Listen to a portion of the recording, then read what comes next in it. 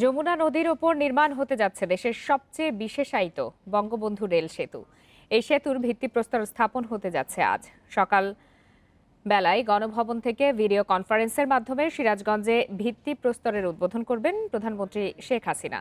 বঙ্গবন্ধু সেতুর ৩০০ মিটার উজানে নির্মাণ করা হচ্ছে ৪.৮ কিলোমিটার দৈর্ঘ্যের ডুয়েল গেজ ডাবল লেনের বঙ্গবন্ধু শেখ মুজিব রেল সেতু। প্রকল্প সংশ্লিষ্টরা বলছেন, এই সেতুর ওপর দিয়ে ১০০ কিলোমিটার বেগে দুটি ট্রেন একসঙ্গে চলাচল করতে পারবে। উন্মুক্ত হবে সব ধরনের পণ্যবাহী ট্রেন চলাচল। জাপান এবং বাংলাদেশ সরকারের যৌথ অর্থায়নে ১৬,৭৮০ কোটি টাকা ব্যয় ধরা হয়েছে সেতু নির্মাণে। প্রকল্পটি বাস্তবায়ন করবে জাইকা। ২০২৪ সালের আগস্টে কাজ শেষ হবে বলে জানিয়েছেন প্রকল্প সংশ্লিষ্টরা।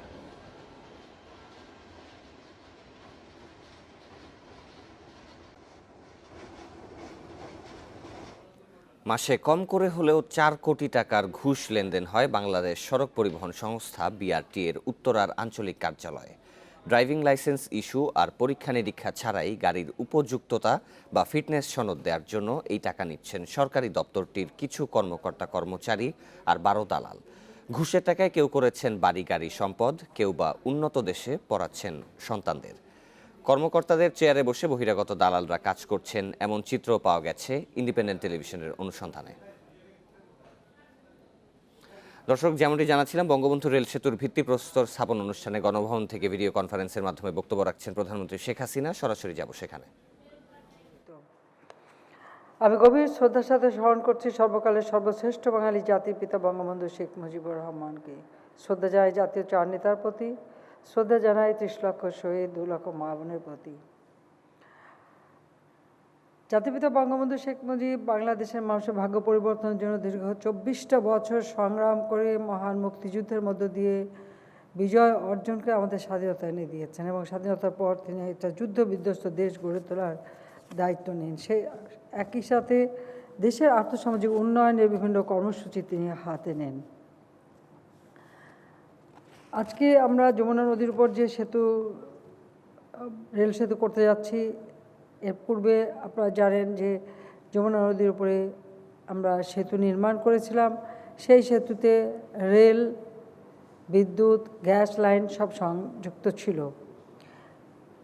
জাতিপিতা ৭৩ সালে যখন জাপান সফর করেন, তখন জাপান সরকারকে অনুরোধ করেছিলেন যে এই যমুনা নদীর উপর একটা সেতু করার জন্য। কারণ আওয়ামী লীগের জাতীয় সম্মেলন হয় ৫৩ সালে। তো ১৯৫৩ সালে বাংলাদেশ আওয়ামী লীগের যে সম্মেলন হয়েছিল, সেই সম্মেলনের যে ঘোষণাপত্র এবং যে প্রস্তাব গ্রহণ করা হয়, সেই প্রস্তাবেও কিন্তু এই যমুনা নদীর উপর সেতু নির্মাণের কথা উল্লেখ ছিল। এরপর ১৯৫৪ সালে যুক্তফ্রন্ট নির্বাচন, সেই নির্বাচনী ইশতেহারে এই যমুনা নদীর উপর সেতুর কথা, সেখানেও কিন্তু সেই প্রস্তাব পাশ হয়েছিল, গ্রহণ করা হয়েছিল, নির্বাচনী ইশতেহারেও ছিল। কাজে স্বাধীনতার পর জাতিপিতা যখন ১৯৭৩ সালে জাপান সফর করেন, তখন জাপানের প্রধানমন্ত্রীকে তিনি অনুরোধ করেছিলেন যে, কারণ এটা যমুনা নদী একটা বিশাল নদী, এখানে খুব ভালো এক্সপার্ট ছাড়া করা সম্ভব না, এবং এ ব্যাপারে তিনি সহযোগিতা চেয়েছেন। জাপান আমাদের অকৃত্রিম বন্ধু। আমাদের মহান মুক্তিযুদ্ধ চলাকালীন সময়ে জাপানের ছোট্ট ছোট্ট শিশুরা তাদের টিফিনের টাকা পর্যন্ত দিয়েছিল।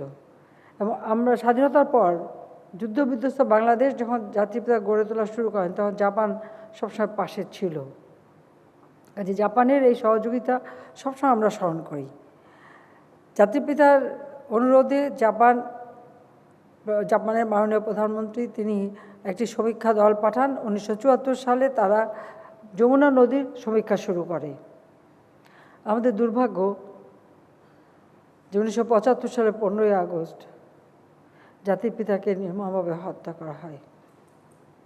সেই একই সাথে আপনারা জানেন জাতীয় চার নেতা, তাদেরকেও হত্যা করে ৩রা নভেম্বর। আর ১৫ই আগস্ট আমি আমার বাবা, মা, ভাই সবই হারাই। এরপর থেকে সেতু নির্মাণের কথাটা বোধহয় সবাই ভুলেও গিয়েছিল, বোধহয় আর চিন্তা ছিল না। যা হোক, পরবর্তীতে এই সেতু নির্মাণের উদ্যোগ নেওয়া হয় এবং জেনারেল এরশাদ যখন ক্ষমতা আসে, তখন এই সেতুটা নির্মাণের উদ্যোগ সে নিয়েছিল। এটা হলো বাস্তব কথা। যখন এই সেতুর নির্মাণের যখন উদ্যোগটা নেওয়া হয় তখন থেকে আমার একটা প্রস্তাব ছিল যে এই সেতুতে রেল লাইন থাকতে হবে। কিন্তু সেই সময় সেতু নির্মাণের যারা মানে অর্থায়ন করতে এগিয়ে এসেছিল ওয়ার্ল্ড ব্যাংক, তো ওয়ার্ল্ড ব্যাংকের কথা ছিল যে এই সেতুতে রেল লাইন দিলে সেটা কখনো ভায়াবল হবে না। আমি এই গল্পটা এই জন্য বলছি যে আমি এটা নিয়ে অনেক মানে দেন দরবার করেছি বারবার। আমি এমনকি আমি যখন ওয়াশিংটনে গিয়েছি আমি ওয়ার্ল্ড ব্যাংকের সাথে কথা বলেছি, বাংলাদেশেও আমাদের যারা সকলের সঙ্গে কথা বলেছি যে যমুনা নদীর উপরে সেতু করতে হলে এটা মাল্টিপারপাস হতে হবে, এখানে রেল লাইন থাকতে হবে, গ্যাস লাইন, বিদ্যুৎ লাইন সব কিছু নিয়ে একটা সেতু করতে হবে। শুধু একটা সেতু করলেই চলবে না, কারণ এটা কঠিন একটা কাজ, এত বড় নদীতে সেতু হবে। তখন আসলে সত্যি কথা বলতে কি প্রচণ্ড বাধা পেয়েছিলাম এবং এই কথাই শুনতে হয়েছিল যে এটা ভায়াবল হবে না। কিন্তু যা হোক এরপরে জেনারেল এরশাদের পরে খালেদা জিয়া ক্ষমতা আসে, কিন্তু তারা খুব বেশি একটা অগ্রগতি করেনি। মোটামুটি একটা ডিজাইন প্ল্যান এগুলি ডিজাইনটা করা হয়ে যায়। 96 সালে আমি সরকারে আসি, তখন সেতুর ডিজাইনটা যেহেতু করা হয়ে গিয়েছিল, কিন্তু তখন এসেই আমি উদ্যোগ নিই যে না, এর সঙ্গে রেল সংযোগ থাকতে হবে। সেই সময় আমাকে যারা ওখানে মানে এটা কন্ট্রাক্ট পেয়েছিল এবং যারা এটা নির্মাণ করছিলেন এবং যারা ডিজাইনের সঙ্গে জড়িত, তারা বললেন যে এটা যেহেতু মূল সেতুর ডিজাইনটা হয়ে গেছে, এখানে আমরা একটা কাজ করতে পারি যে আমরা একটা পাশে রেল লাইনটা দিয়ে দিতে পারি। তখন আমি সেই সিদ্ধান্ত দিলাম এটা ডুয়েল গেজ, অর্থাৎ মিটার গেজও চলবে, ব্রড গেজও চলবে, সেইভাবে একটা লাইন, কারণ এর বেশি ওয়েট নেওয়া সম্ভব ছিল না। তো সেইভাবে কিন্তু এই যমুনার উপরে সেতুটা করা হয়। কারণ এই যে ভায়াবল হবে না এই কথাটা যখন আমাকে শুনি, আমার নিজে তখন উদ্যোগ নিই আমি যে এখানে যে রেল সেতু একান্তভাবে দরকার, আমাদের উত্তরবঙ্গের মানুষের আর্থসামাজিক উন্নয়নের জন্য যেমন দরকার, এবং এখানে রেল লাইনটা হলে পরে আমাদের মানে উত্তরবঙ্গে যত পণ্য উৎপাদন হবে সেটা যেন আমাদের এদিকে আসতে পারবে, আবার মানুষের যাতায়াতের সুবিধা হবে, সেই জন্যই এই উদ্যোগটা নিয়েছিলাম।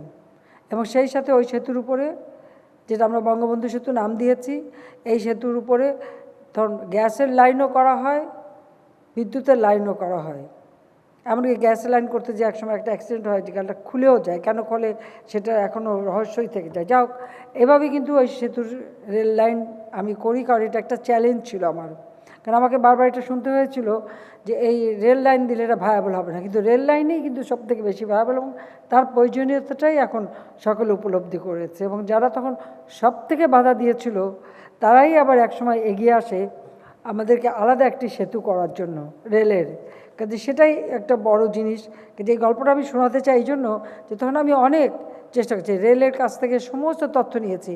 কারণ আপনারা আগে যারা যাতায়াত করতেন একটু স্মরণ করে দেখেন, ঢাকা থেকে রওনা হয়ে বাহাদুরাবাদ ঘাটে নামতে হতো, সেখান থেকে ফেরি পার হয়ে তখন তিস্তামুখ ঘাট ছিল, সেই তিস্তামুখ ঘাটে যেতে হতো, বালির উপর দিয়ে পায়ে হেঁটে তারপরে সেই রেলে উঠতে হতো। আর যে মালপত্র যেত সেটা দুই পাশেই দিনের পর দিন মালগুলি রাখা থাকতো, ফেরিতে পার হয়ে তারপরে রেলে তোলা হতো। অর্থাৎ এদিকে জামালপুর আর ওদিকে হলো গাইবান্ধা। তিস্তামুখ ঘাট এখন সরে এসে এখন বালাসী ঘাটে, পরবর্তী বালাসী ঘাট আসে। আমার নিজেরও অভিজ্ঞতা আছে, কারণ আমি যখন বদরুন্নেসা কলেজ একসময়, যেটা ইডেন ইন্টারমিডিয়েট গার্লস কলেজ, আমি যখন ভিপি ছিলাম, আমরা তখন ছাত্রীদেরকে আমাদের এক্সকারশনে নিয়ে যাওয়া হতো। তো উত্তরবঙ্গে আমি তখন দেখিনি, আমি ওই টিমেই গিয়েছিলাম ভিপি হিসেবে। তখন এইভাবে চলাচলের একটা অভিজ্ঞতা আমার হয়েছিল, কারণ আমরা তো দক্ষিণ অঞ্চলের লোক, স্টিমারে চড়ে বাড়ি যেতাম, কাজে রেলে চড়ার খুব একটা সৌভাগ্য আমাদের হতো না। তো সেজন্য আমি আবার ছিল আমার উত্তরবঙ্গটা দেখব। তো তখন এইভাবে কিন্তু আমরা যাতায়াত করি, কাজে সেই স্মৃতিটা আমার ছিল, সেই জন্যই আমি এখানে রেল সেতুটা দিতে চাইলাম। তো যারা প্রচণ্ড বাধা ওয়ার্ল্ড ব্যাংক তখন দিয়েছিল। যাই হোক, আমি যেহেতু সরকারে আসার পর আমাদের আনোয়ার হোসেন মঞ্জু ছিল মন্ত্রী, তাকে বলছিলাম আমি এই রেল সেতু চাই, এটা করতেই হবে। এবং তারপর আলাদা বাজেটে আরও টাকা দিয়ে আমরা সেই সেতুটা কোনো মতো করলাম এবং তারপর প্রমাণ হলো যে এটা সত্যি ভায়াবল। আজকে যে আলাদাভাবে আরেকটি সেতু নির্মাণ, এটা আমাদের এখনকার জন্য একান্তভাবে প্রয়োজন এই কারণেই যে বাংলাদেশ, আপনারা জানেন যে জাতির পিতা বলেছিলেন বাংলাদেশ হবে প্রাচ্যের সুইজারল্যান্ড, অর্থাৎ বাংলাদেশ হবে প্রাচ্য ও পাশ্চাত্যের মধ্যে একটা সেতু বন্ধ, আর সেই সেতু বন্ধ করতে গেলে আমাদেরকে ট্রান্স এশিয়ান রেলওয়ের সাথে সংযোগ করতে হবে। ট্রান্স এশিয়ান হাইওয়ে এবং ট্রান্স এশিয়ান রেলওয়ে এই দুটোর সাথে যদি আমরা সম্পৃক্ত হতে পারি তাহলে বাংলাদেশের গুরুত্ব অনেক বাড়বে, ব্যবসা বাণিজ্য বাড়বে, কর্মসংস্থান বাড়বে, মানুষের যোগাযোগ বাড়বে। কাজে এটা আমাদের জন্য একটা বিরাট সুযোগ সৃষ্টি হবে। এটা গেল মানে আমাদের আঞ্চলিক বা মানে আন্তর্জাতিক সেই বিষয়, কিন্তু সবচেয়ে বড় কথা আমার দেশের অভ্যন্তরে উত্তরবঙ্গে সব সময় মঙ্গা লেগেই থাকতো। আমি 81 সালে আসার পর বোধহয় প্রতি বছরই মঙ্গা হতো, আমরা আওয়ামী লীগের তরফ থেকে ছুটে ছুটে যেতাম, লঙ্গরখানা খুলতাম, সাহায্য করতাম মানুষকে, বিভিন্নভাবে আমরা সহযোগিতা করতাম। গাইবান্ধা, কুড়িগ্রাম, লালমনিরহাটে, এমনকি নীলফামারী, রংপুর, এই বিভিন্ন জায়গায় কিন্তু দুর্ভিক্ষ লেগেই থাকতো। বিশেষ করে কুড়িগ্রাম, গাইবান্ধা আর রংপুর তো একেবারে, আর নীলফামারী এ তো সবসময় প্রতিনিয়ত। যোগাযোগ যদি হয়, অর্থনীতি তখন সচল হয়, মানুষের আর্থিক সচ্ছলতাও আসে, এটাই আমরা বিশ্বাস করি। সবচেয়ে দুর্ভাগ্যের বিষয় যে রেলের উপর একটা আঘাত আসলো। আমরা অনেক প্রতিষ্ঠানের উপরে এরকম এসেছিল। দেশটা আমাদের জানতে হবে যে কীভাবে এই দেশের উন্নতি হবে। কিন্তু যারা ক্ষমতায় ছিল, বিশেষ করে 1975 সালে জাতির পিতা বঙ্গবন্ধু শেখ মুজিবকে হত্যা করে যারা ক্ষমতায় এসেছিল, তারা তো অবৈধভাবে ক্ষমতা দখল করেছিল। তাদের দেশের প্রতি তাদের কোনো দায়িত্ব বোধ ছিল না, মানুষের প্রতিও ছিল না। ক্ষমতাটাকে ভোগ করা আর ক্ষমতার মধ্য দিয়ে নিজেদের সম্পদের পাহাড় গড়া, এটাই ছিল তাদের একমাত্র লক্ষ্য।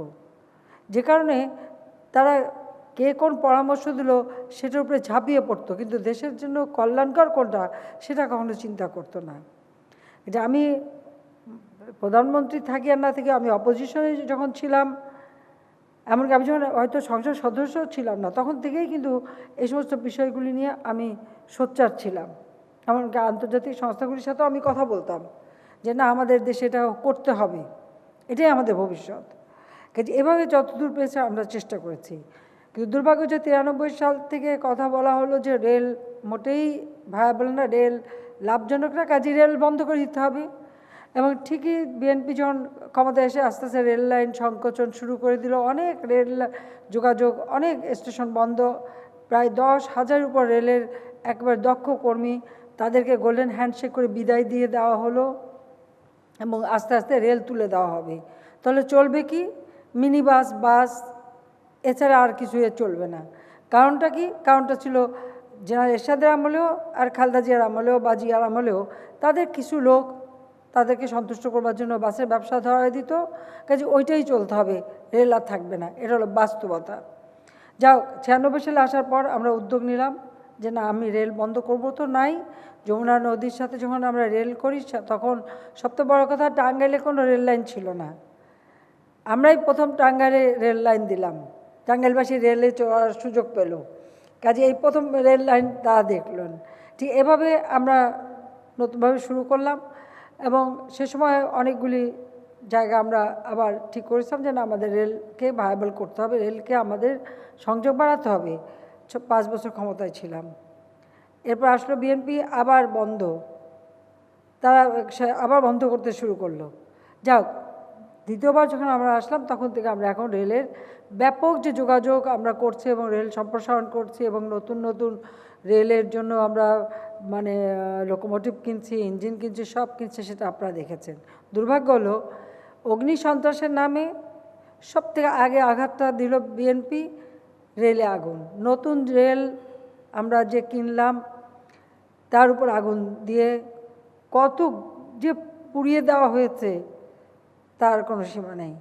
মানুষ তো পুড়িয়েছে, আবার রেলও পোড়াও। ঠিক আপনাদের মনে থাকা উচিত যে ওই যমুনা নদীর উপর, ওইখান থেকে যখন রেল পার হয়ে চলে আসবে সিরাজগঞ্জে, ঠিক ওখানে, সেখানে কিন্তু আগুন দিল, আগুন দিয়ে মানুষ পোড়ালো। তো এভাবে তাদের অগ্নিসন্ত্রাসের মধ্যে অনেক ক্ষতি হলো। যা হোক, আমরা সেইগুলিও আস্তে আস্তে কাটিয়ে উঠেছি। এখন আমাদের রেল যথেষ্ট মানুষের সেবা দিচ্ছে, এমনকি পণ্য পরিবহনে বিশেষ অবদান রাখছে। সবচেয়ে বড় কথা, করোনা ভাইরাসের সময়েও এই রেল সবথেকে বেশি মানুষের সেবা দিতে সক্ষম হচ্ছে। সারা বাংলাদেশে আমরা রেলওয়ে নেটওয়ার্ক তৈরি করতে চাচ্ছি।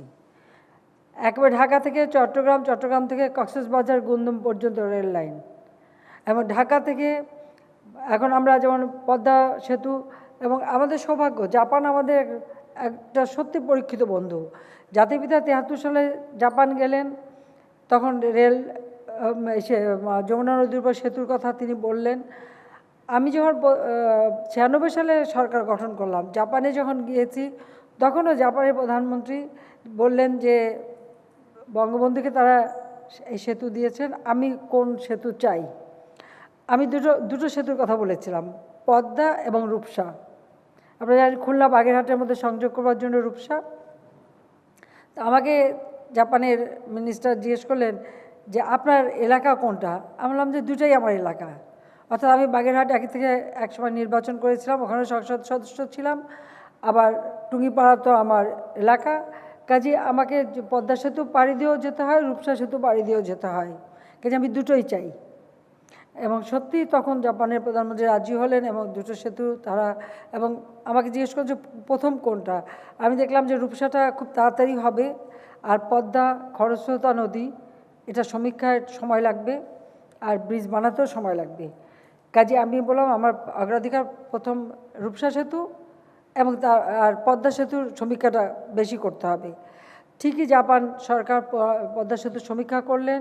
সমীক্ষা করবার পরে এখন যে সেতু যেখানে হচ্ছে সেই জায়গাটা ঠিক করলো। আমরা 2001 সালে ভিত্তিপ্রস্তরও স্থাপন করলাম। দুর্ভাগ্য যে বিএনপি এসে সেটা বন্ধ করে দিল। খালেদা জিয়া বললো ওখানে হবে না, ওখানে সেতু করা যাবে না। কেন বলেছিল সেটা আমি জানি না, কিন্তু তার জন্য পিছিয়ে গেল। যাও, তারপর আল্লাহর রহমতে পদ্মা সেতু আমরা এখন প্রায় শেষ হওয়ার পথে আমরা তৈরি করছি, এবং সেটা নিজস্ব অর্থায়নেই আমরা করে যাচ্ছি। তো যমুনার আজকে যে সেতুটা আমরা রেল সেতু করতে যাচ্ছি এটা, এবং শুধু তাই না, আপনারা জানেন যে আমাদের আগে যেখানে যেমন তিস্তা রেল সেতু, সেখানে কিন্তু গাড়ি যাবার সেতু ছিল না। আমি সরকারে আসার পরেই ওখানে গাড়ি যাওয়ার জন্য আলাদা সেতু করে দিই, নইলে রেল এসে দাঁড়াতো, ওই রেল লাইনের উপর দিয়ে গাড়ি পার হতো। তার মানে যে এভাবে তো হতে পারে না, আমি আলাদা সেতু করে দিই। ভৈরব নদীর উপরে যে সেতু, সেখানেও কিন্তু রেলের উপর, রেল লাইনের উপর দিয়েই গাড়ি পার হতো, আমরা সেখানে আবার নতুন সেতু করে দিয়েছি। কালুরঘাটের যে সেতু সেটাও আমরা নতুন রেল সেতু আলাদা, এবং সড়ক সেতু সেটাও করা হচ্ছে। এভাবে সারা বাংলাদেশে যোগাযোগ নেটওয়ার্ককে আধুনিক করা, উন্নত করা এবং বহুমুখী করা, যাতে মানুষের আর্থসামাজিক উন্নয়নে ব্যাপক অবদান রাখতে হবে, সেদিকে নজর রেখেই আমরা করে যাচ্ছি। যাক, রেলকে প্রায় গলা টিপে হত্যা করতে গিয়েছিল বিএনপি সরকার। আমরা এসে এখন আবার তাকে জীবিত করেছি, এবং রেলই এখন মানুষের সবথেকে ভরসা। এখন সব কিছুই আমরা দেখতে পাচ্ছি, রেল সেই সুযোগটা মানুষকে করে দিচ্ছে, যা আমাদের অর্থনীতিতে বিরাট অবদান রাখবে বলে আমি মনে করি।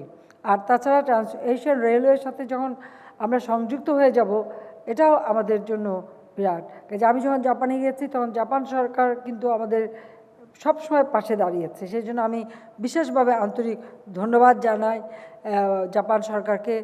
এবং সর্বশেষ আমি জাপান যখন সফর করি, প্রাইম মিনিস্টার আবে ছিলেন, তিনি তো আমাদের সার্বিক উন্নয়নে একেবারে আমি বলবো দুহাত খুলেই তিনি সহযোগিতার হাত বাড়িয়েছেন। কাজে সেই জন্য তাকে আমার ধন্যবাদ, এবং বর্তমানে যিনি প্রধানমন্ত্রী হয়েছেন তাকেও আন্তরিক ধন্যবাদ জানাই যে তার সঙ্গে আমার দেখা হয়েছে। কাজে তারা সবাই বাংলাদেশের প্রতি একজন অকৃত্রিম বন্ধু, তো তাদেরকে আমি আন্তরিক ধন্যবাদ জানিয়ে, এবং এই রেলকে আরও শক্তিশালী করে রেলের যোগাযোগ করব। আমাদের আরও প্ল্যান আছে যে একেবারে ঢাকা থেকে আমরা বরিশাল, পটুয়াখালী হয়ে পায়রা বন্দর পর্যন্ত আমরা রেল লাইন নিয়ে যাব। তারও সমীক্ষা আমরা শুরু করব, এবং সেই কাজও আমরা করব, সে ব্যাপারেও আমরা উদ্যোগ নিয়েছি। অর্থাৎ সমগ্র বাংলাদেশে একটা রেল যোগাযোগের ব্যবস্থা আমরা আমাদের আভ্যন্তরীণ যোগাযোগের জন্য অল্প খরচে পণ্য পরিবহন এবং মানুষের যোগাযোগ বা যাতায়াত করা অনেক সুবিধা হয়। কাজে আমরা নৌপথ, রেলপথ, আকাশপথ, অর্থাৎ বিমান, রেল এবং সড়ক সবগুলিরই সার্বিক উন্নয়নে ব্যাপক কর্মসূচি আমরা বাস্তবায়ন করে যাচ্ছি। তাতে আমাদের দেশের অর্থনীতি আরও শক্তিশালী হবে, মজবুত হবে।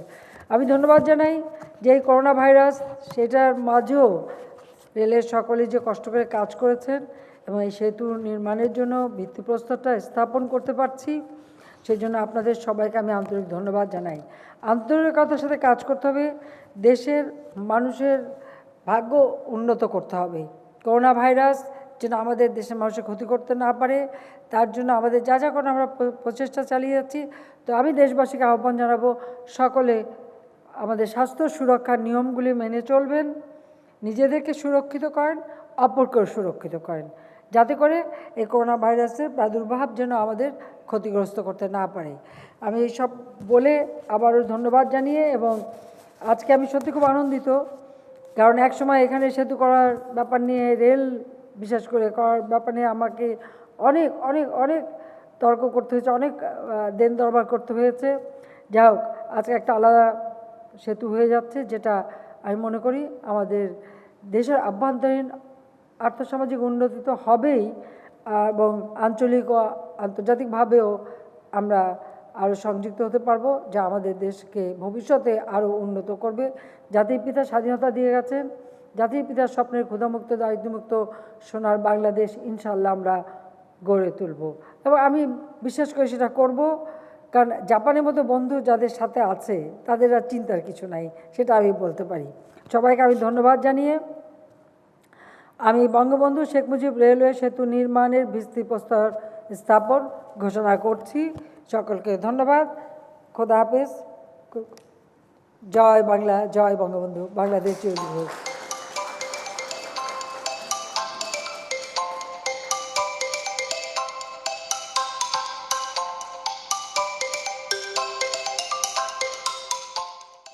বঙ্গবন্ধু রেল সেতুর ভিত্তিপ্রস্তর স্থাপনে গণভবন থেকে ভিডিও কনফারেন্সের মাধ্যমে যুক্ত ছিলেন প্রধানমন্ত্রী শেখ হাসিনা। সরাসরি ছিলাম সেখানে।